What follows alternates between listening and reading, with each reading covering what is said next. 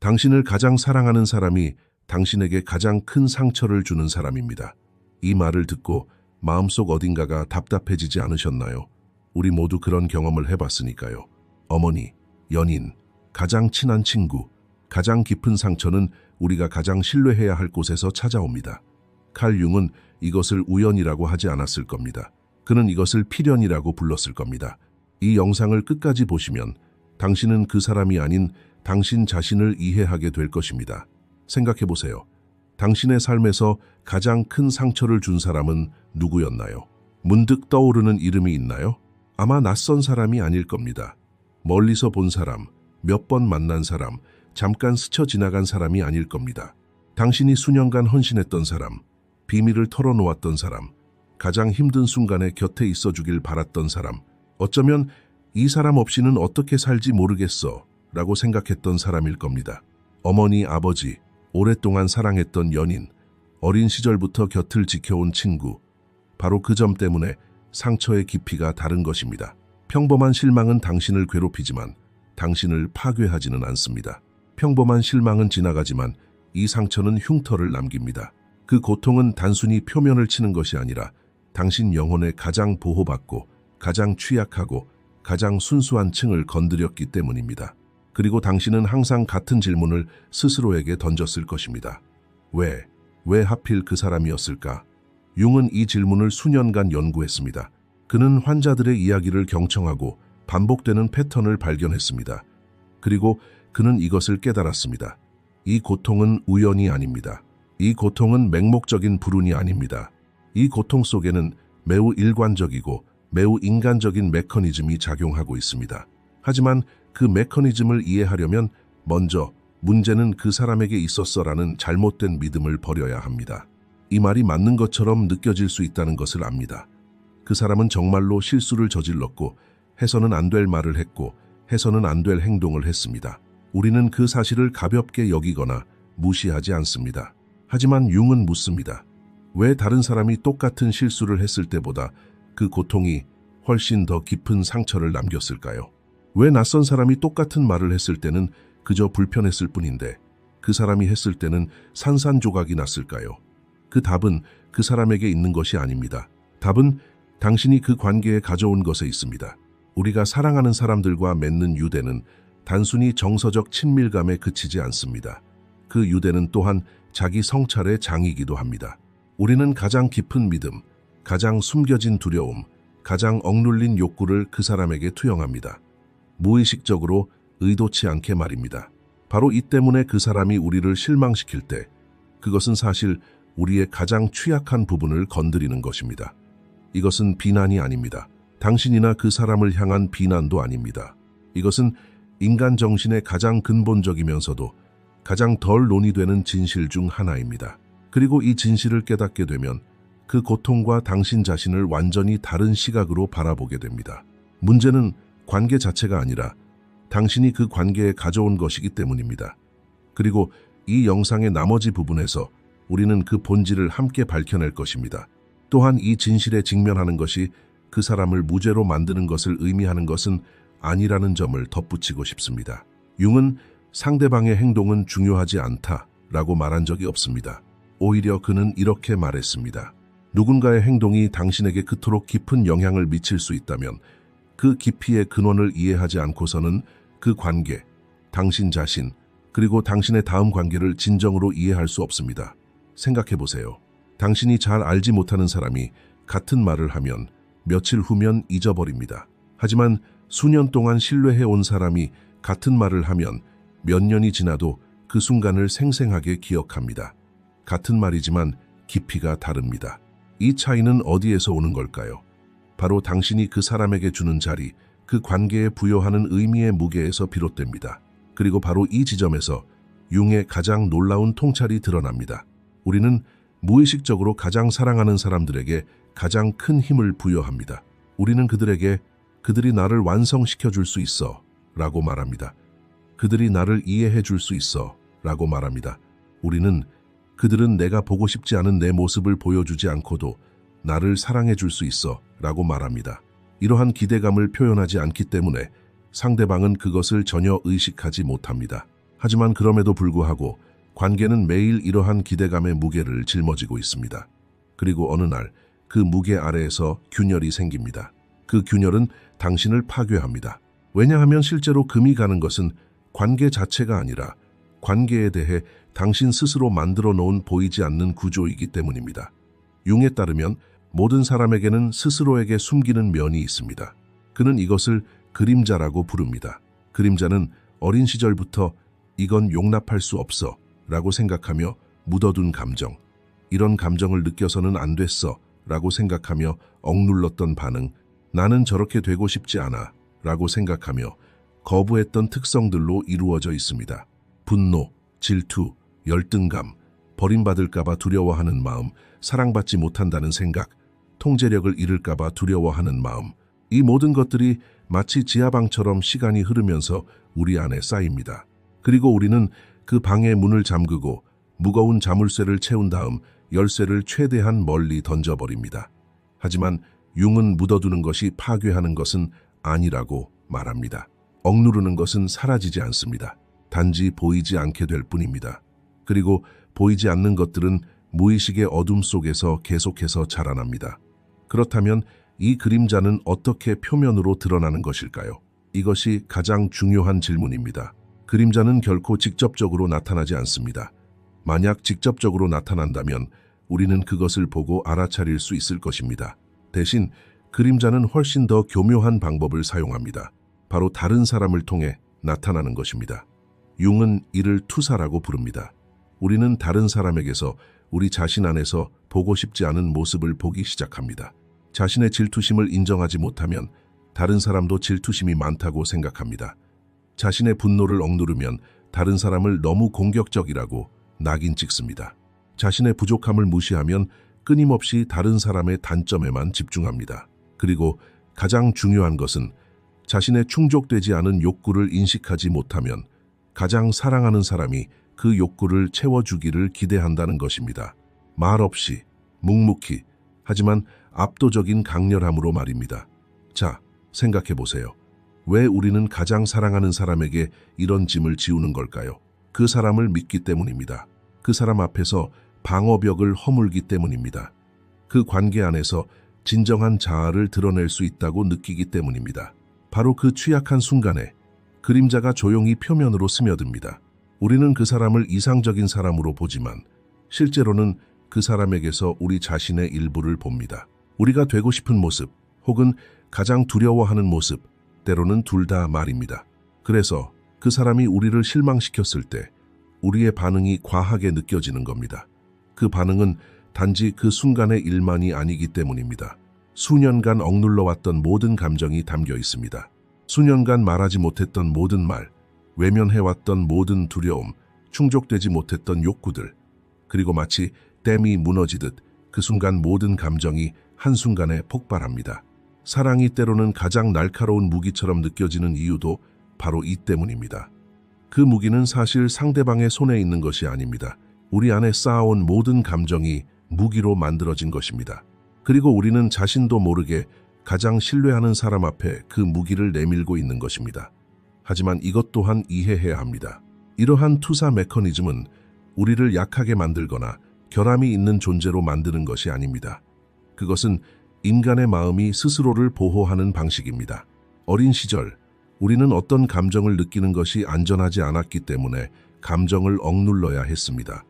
분노를 표출하는 것은 벌을 의미했을지도 모릅니다. 울음은 약함으로 여겨졌을지도 모릅니다. 무언가를 필요로 하는 것은 버림받을 위험을 의미했을지도 모릅니다. 어린 시절의 마음은 아주 영리한 결정을 내렸습니다. 이 감정을 느끼지 않을 거야, 묻어두지 않을 거야, 숨길 거야. 그 결정은 당시의 생존 전략이었습니다. 문제는 우리가 성장했다는 것입니다. 하지만 그 전략은 여전히 유효합니다. 위험이 사라지고 안전해졌음에도 불구하고 감정을 자동으로 묻어버리는 메커니즘은 여전히 작동하고 있습니다. 우리가 감정을 묻어둘수록 그림자는 자라납니다. 자라면서 더 강한 표출구를 찾고 가장 취약한 관계 속에서 가장 예상치 못한 순간의 모습을 드러냅니다. 융이 말했듯이 그림자를 없애려 하지 마세요. 그림자를 인식하세요. 인식하지 못한 그림자는 당신을 지배하지만 인식한 그림자는 당신에게 힘을 줍니다. 이러한 깨달음은 그 관계뿐 아니라 당신 자신과의 관계까지 영원히 바꿔놓습니다. 우리와 사랑하는 사람들 사이에는 글로 쓰이거나 말로 표현되지 않고 협상되지 않았지만 매우 현실적인 계약이 존재합니다. 이 계약의 조건은 종이에 적혀 있지 않습니다. 소리내어 읽히는 일도 없습니다. 하지만 우리 내면, 잠재의식 가장 깊은 곳에 아주 명확하고 확고한 방식으로 기록되어 있습니다. 그들은 나를 이해해야 해. 그들은 내 대신 잘못된 선택을 해서는 안 돼. 그들은 절대 나를 혼자 두어서는 안 돼. 그들은 나를 실망시켜서는 안 돼. 그들이 나와 함께 있을 때는 진심으로 함께 있어줘야 해. 그리고 아마도 가장 강력한 조건은 그들은 내가 말하지 않아도 나를 사랑해줘야 해. 우리는 이런 기대들을 상대방에게 말하지 않았습니다. 왜냐하면 그것들을 말한다는 것은 우리의 필요를 인정하는 것이었기 때문입니다. 그리고 필요를 인정하는 것은 거절당할 위험을 수반했습니다. 그래서 우리는 침묵했습니다. 그래서 우리는 기다렸습니다. 그래서 우리는 그들은 이해해 줄 거야 라고 바랐습니다. 그리고 상대방이 이해하지 못했을 때 우리는 그들이 보이지 않는 계약을 어긴 것처럼 느끼게 만들었습니다. 하지만 그 사람은 자신이 서명한 계약의 존재를 알지 못했습니다. 알지도 못하는 계약 조항을 어겼다는 비난을 받았죠. 그리고 두 사람의 관계는 그 원인을 제대로 이해하지 못한 채 균열로 인해 흔들렸습니다. 융은 이러한 메커니즘을 매우 명확하게 파악했습니다. 기대는 무의식적일수록 강력한 힘을 발휘한다는 것입니다. 아직 드러나지 않은 기대는 의식의 통제를 벗어납니다. 이러한 통제를 벗어난 기대는 관계에 조용하지만 파괴적인 부담을 지웁니다. 그렇다면 이러한 기대는 어디에서 오는 걸까요? 단지 그 관계에서만 오는 것이 아닙니다. 우리의 어린 시절, 첫 애착 경험, 부모님이 우리를 어떻게 대했는지 혹은 대하지 않았는지에서 비롯됩니다. 어린 시절에 욕구가 충족되지 않았다면 성인이 되어 무의식적으로 그 욕구를 충족시켜줄 누군가를 찾게 될 것입니다. 어린 시절 무조건적인 사랑을 받지 못했다면 성인이 되어 무조건적인 사랑을 기대하게 될 것입니다. 어린 시절에 버림받았다면 성인이 되어 버림받지 않겠다는 계약서를 작성하겠지만 누구에게도 보여주지는 않을 것입니다. 그리고 이제 이것을 깨달아야 합니다. 상대방이 이러한 기대를 충족시키는 것은 거의 불가능합니다. 그러한 기대는 실제 사람을 향한 것이 아니라 당신 내면에 채워지지 않은 공허함을 향한 것이기 때문입니다. 실제 사람은 당신의 어린 시절 상처를 완전히 치유할 수 없습니다. 실제 사람은 항상 적절한 시간에 적절한 방식으로 곁에 있어 줄 수 없습니다. 실제 사람은 자신의 그림자, 피로, 한계를 안고 존재해야 합니다. 하지만 우리는 보이지 않는 계약에 따라 그 사람이 무한하기를 기대합니다. 그리고 언젠가 필연적으로 우리는 그 한계에 직면하게 됩니다. 그 순간 우리는 분노와 깊은 상실감을 동시에 느낍니다. 내면의 목소리가 나는 이 계약으로 당신을 사랑했어 라고 말하고 상대방을 당신이 계약을 어겼어 라고 비난하기 때문입니다. 하지만 진실은 이렇습니다. 그 계약은 결코 공정하지 않았습니다. 결코 현실적이지 않았습니다. 그리고 가장 중요한 것은 그 계약에 대해 우리는 논의한 적이 없다는 것입니다. 우리가 가장 사랑하는 사람이 우리에게 가장 큰 상처를 주는 이유가 바로 여기에 있습니다. 우리가 그 사람에게 가장 큰 기대를 걸었기 때문입니다. 그리고 큰 기대는 큰 취약성을 의미합니다. 이것은 결점이 아닙니다. 우리가 깨달아야 할 진실입니다. 그리고 이것 또한 간과해서는 안 될 점입니다. 이 보이지 않는 계약의 가장 고통스러운 측면은 그 계약을 맺은 사람조차 종종 그 존재를 인지하지 못한다는 것입니다. 당신은 의식적으로 그런 기대를 만들어낸 것이 아닙니다. 아침에 일어나 오늘은 이 계약을 맺어야겠다 라고 생각한 것도 아닙니다. 그러한 기대는 수년에 걸쳐 조용히 겹겹이 쌓여왔습니다. 실망할 때마다 조항이 하나씩 추가되었고 충족되지 못한 욕구가 쌓일 때마다 계약은 더욱 두꺼워졌습니다. 그리고 자신도 모르는 사이에 당신은 가장 신뢰하는 사람 앞에 그 계약을 내놓았습니다. 그러므로 자신을 탓한다고 해서 이 악순환이 끊어지는 것은 아닙니다. 오히려 죄책감은 그러한 기대를 더욱 보이지 않게 만듭니다. 내가 잘못된 것을 기대하고 있다 라고 말한다고 해서 그러한 욕구가 존재하지 않는다는 의미는 아닙니다. 그러한 욕구는 분명히 존재합니다. 그러한 갈망은 실제합니다. 하지만 융은 이렇게 말합니다. 당신 스스로가 먼저 그러한 욕구를 충족시켜야 한다고요. 다른 사람이 당신을 완성해 주기를 기대하는 것은 당신의 온전함을 외부 세계에 내어주는 것과 같습니다. 그리고 당신이 내어준 모든 것은 언젠가 되찾을 수 있습니다. 따라서 보이지 않는 계약을 드러내는 것은 관계를 끝내는 것이 아닙니다.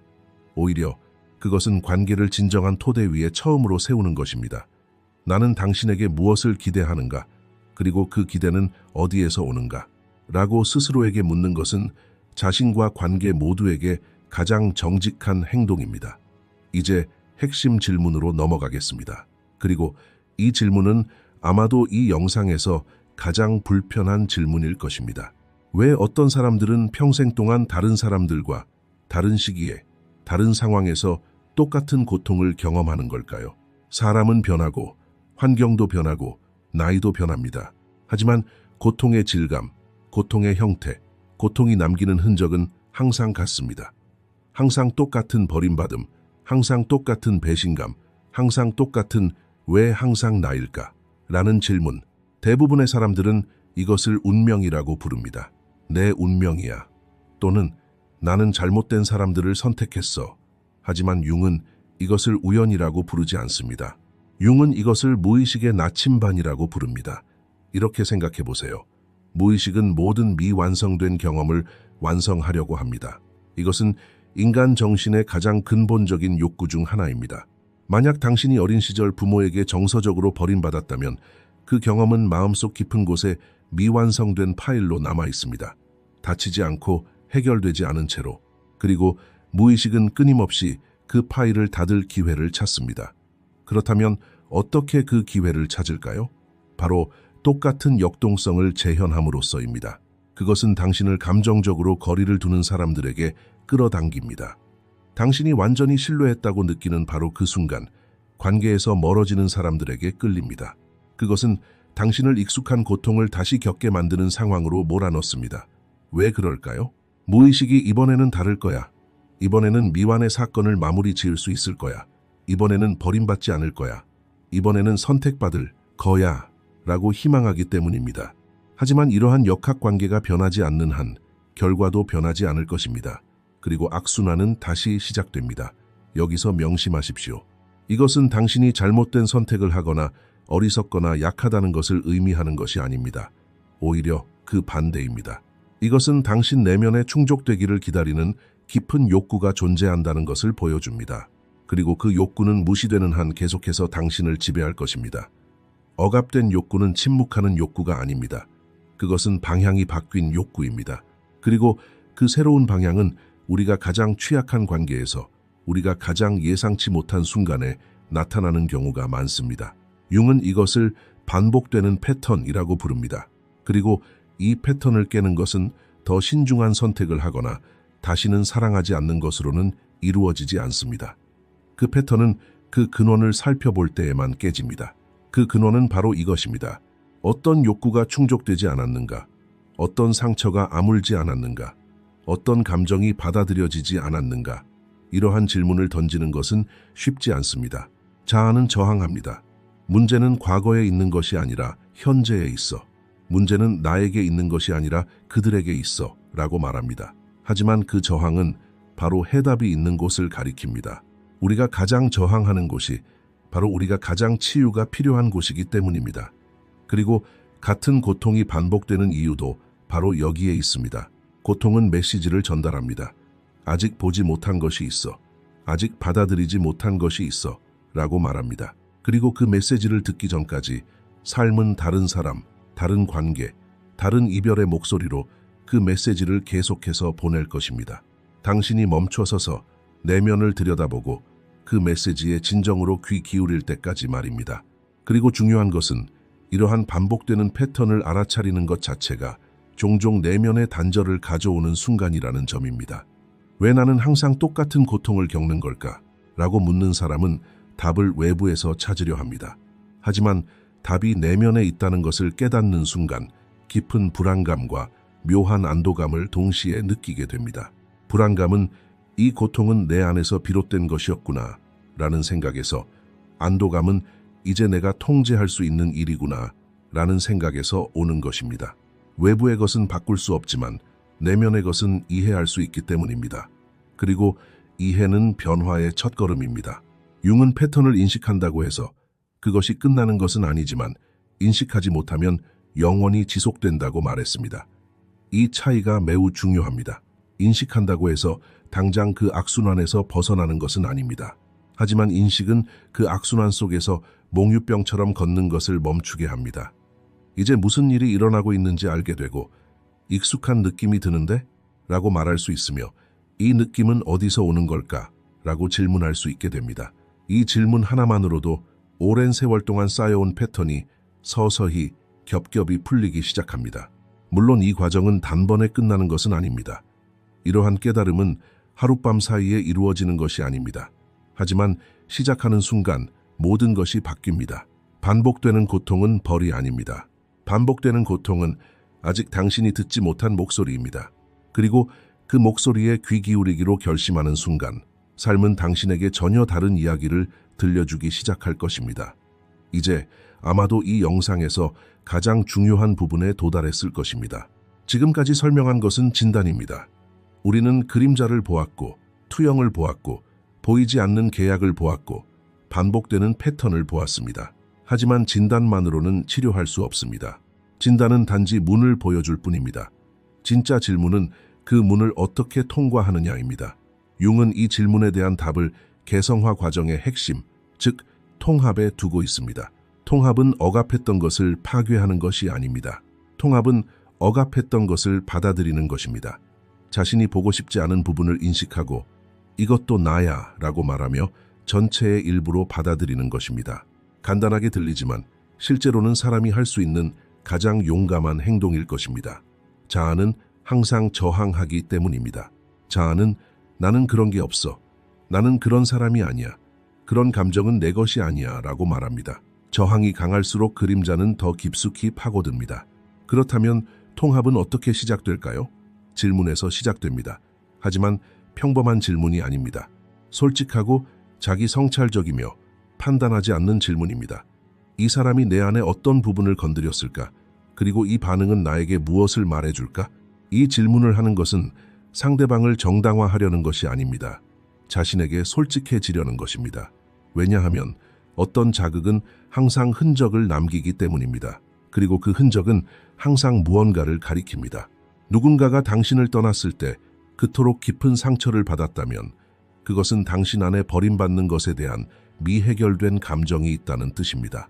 누군가가 당신을 무시했을 때 그토록 큰 충격을 받았다면 그것은 당신 안에 인정받고 싶은 욕구가 충족되지 않았다는 뜻입니다. 누군가의 성공이 당신을 괴롭힌다면 그것은 당신 안에 자존감에 대한 미해결된 감정이 있다는 뜻입니다. 자극은 약점이 아닙니다.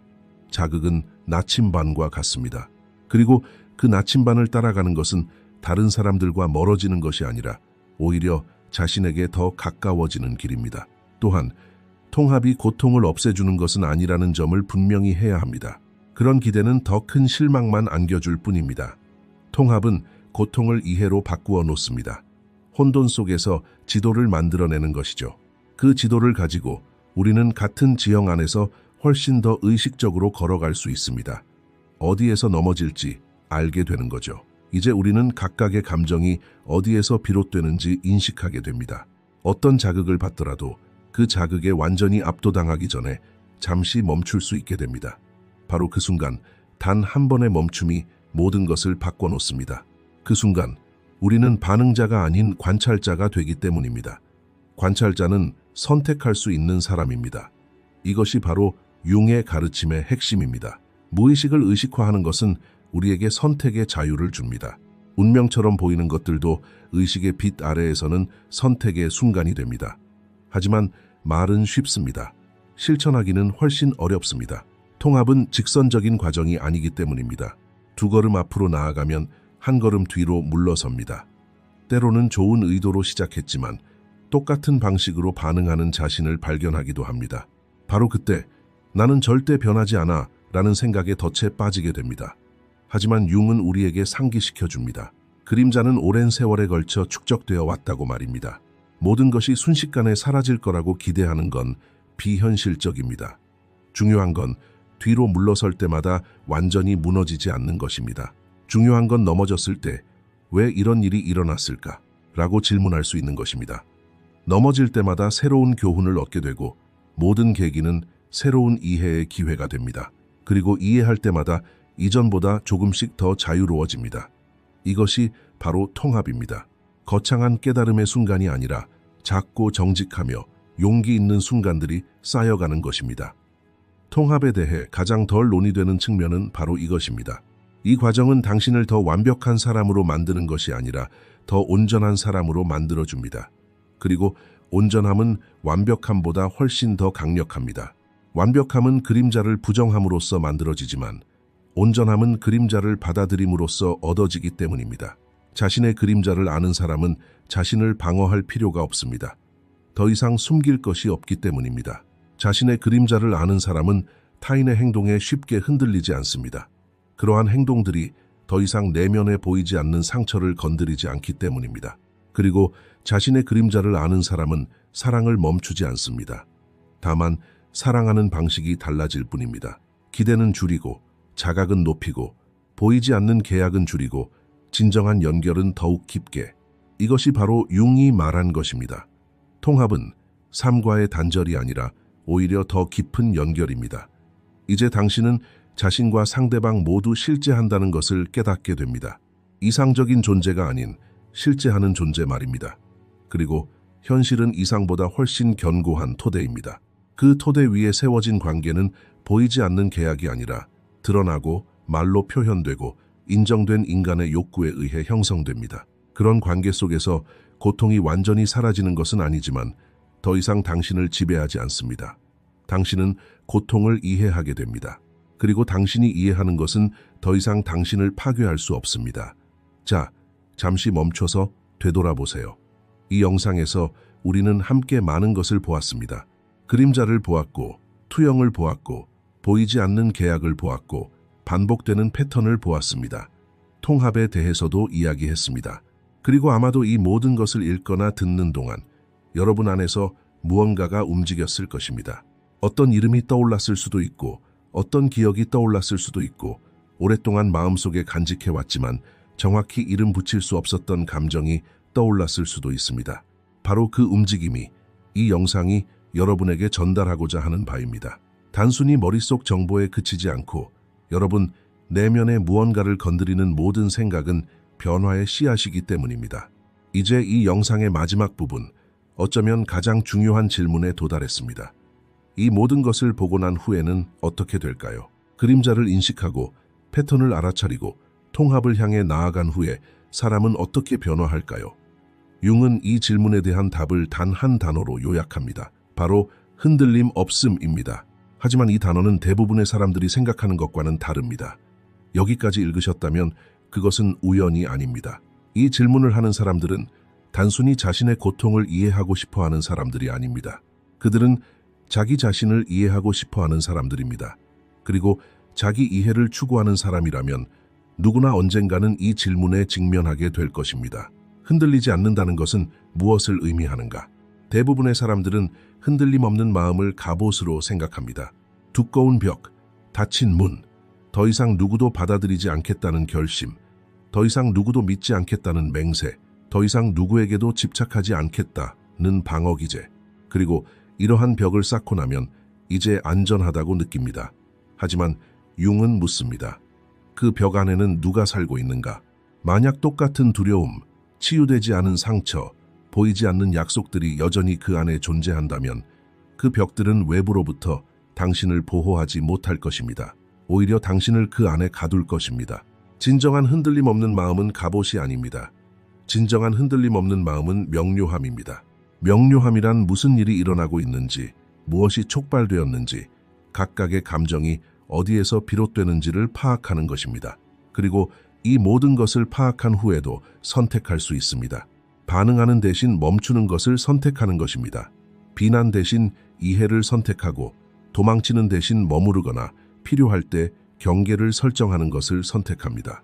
이러한 선택은 감정이 없어지는 데서 오는 것이 아닙니다. 오히려 감정을 훨씬 더 깊이 느낄 수 있게 되는 데서 비롯됩니다. 하지만 더 이상 그 감정에 휘둘리지 않습니다. 감정을 인지하게 되고 인지한 감정이 당신을 지배할 수 없게 됩니다. 융은 이렇게 말했습니다. 무의식을 의식화하지 않으면 무의식이 당신을 지배하고 당신은 그것을 운명이라고 부릅니다. 이 문장을 곰곰이 생각해 보세요. 이것이 내 운명이야 라고 몇 번이나 말했습니까? 나는 항상 이런 사람들을 만나 라고 몇 번이나 말했습니까? 이것이 내 불행이야 라고 몇 번이나 말했습니까? 하지만 당신이 운명이라고 부른 것은 대부분 무의식의 조용하지만 단호한 인도였을 것입니다. 당신이 그것을 인지하지 못했기 때문에 운명처럼 느껴졌던 것입니다. 하지만 그것을 인지하기 시작하면 더 이상 운명이 아닙니다. 선택의 순간이 됩니다. 선택의 순간에 서 있는 사람은 더 이상 희생자가 아닙니다. 이제 그들은 깨어있는 사람이 된 것입니다. 그리고 깨달음을 얻은 사람은 똑같은 고통을 똑같은 강도로 겪을 필요가 없습니다. 여기서 또 하나 짚고 넘어가야 할 점은 흔들리지 않는 마음이 고통의 끝을 의미하는 것은 아니라는 것입니다. 이 점을 명심하세요. 당신을 가장 사랑하는 사람조차도 때때로 당신에게 상처를 줄 것입니다. 그들도 인간이기 때문입니다. 그들 역시 자신의 그림자, 피로, 한계와 함께 살아가려 애쓰고 있습니다. 하지만 이제 그 상처가 당신을 갉아먹는 방식은 달라질 것입니다. 더 이상 당신의 가장 취약한 부분을 공격하지 않을 것입니다. 당신은 그 취약한 부분을 보고 인식하고 받아들였기 때문입니다. 인식된 상처는 같은 방식으로 피를 흘리지 않습니다. 그리고 여기서 우리는 이 영상의 시작 부분에서 던졌던 질문으로 돌아갑니다. 왜 당신을 가장 사랑하는 사람이 당신에게 가장 큰 상처를 줄까요? 바로 당신이 그 관계에서 가장 취약한 상태에 있기 때문입니다. 당신이 그 관계에 가장 깊은 기대를 걸었기 때문입니다. 그 관계가 당신의 그림자가 드러나기에 가장 적합한 토양이기 때문입니다. 하지만 이제 당신은 이것 또한 깨닫게 될 것입니다. 이것은 저주가 아닙니다. 오히려 기회입니다. 그 고통은 당신 안에 숨겨진, 드러나기를 기다리는 부분을 보여줍니다. 그 상처는 치유되기를 기다리는 지점을 가리킵니다. 그 반복되는 패턴은 끊어지기를 기다리는 사슬을 드러냅니다. 그리고 당신은 이 영상의 끝에 도달했습니다. 이는 당신이 그 기회를 보고 싶어 한다는 뜻입니다. 갑옷이 아닌 명확함, 벽이 아닌 자각, 도피가 아닌 변화. 이것을 이해한다면 당신은 여전히 그 사람에게 화가 날 수도 있습니다. 하지만 더 이상 그 사람의 소나귀에 있지 않을 것입니다. 그 관계가 더 이상 당신을 규정짓지 않을 것입니다. 그 고통이 더 이상 당신을 멈추게 하지 못할 것입니다. 왜냐하면 이제 당신은 무슨 일이 일어났는지 알기 때문입니다. 아는 사람은 같은 방식으로 다시는 무너지지 않습니다. 댓글에 나는 내 그림자를 안다 라고 적어주세요. 짧은 문장처럼 보이지만 이는 하나의 약속입니다. 그리고 모든 변화는 약속에서 시작됩니다. 이 영상이 끝났습니다. 재정적으로 저희를 지원하고 싶으시다면 가입하기 버튼을 통해 멤버가 되어주세요. 감사합니다.